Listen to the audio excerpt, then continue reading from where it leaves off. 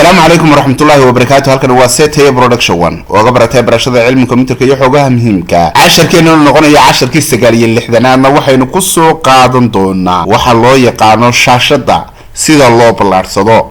haddii ay shaashadu kugu noqoto inay yar tahay ama aad laptop ka isticmaalayso oo doonaysa shaashada foonkeeda inaad koonay la ka koonaad la kasiisato waxaad sameynaysaa labada fallaarood ee xagga hoose ku qoran ee u jeeda labada dhinac oo ku qoran tahay minimize oo u jeeda dhinaca markaasi midigta iyo minimize oo u jeeda dhinaca markaasi bidixda ayaa labadaba ku dhufan doontaa.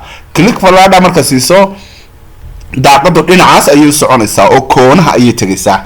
dhanka kalena click ayaa sin minimize koonaha kale ayay iyaduna socon. sidaas ay shaashada kugu noqotay shaashad ballaaran oo waasaca oo markaas kombiyuutarkaaga leeg.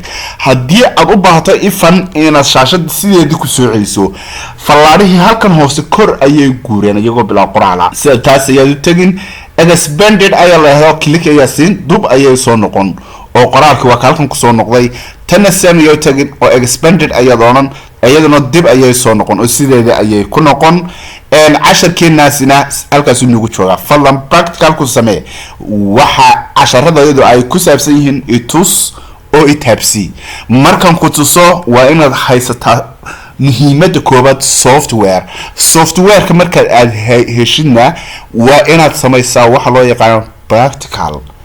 sidaas ayuu casharkii kuugu yahay cashar marka qiimihiisii iyo macaankiisa aad haysid. wassalaamu calaykum waraxmatullaahi وبركاته.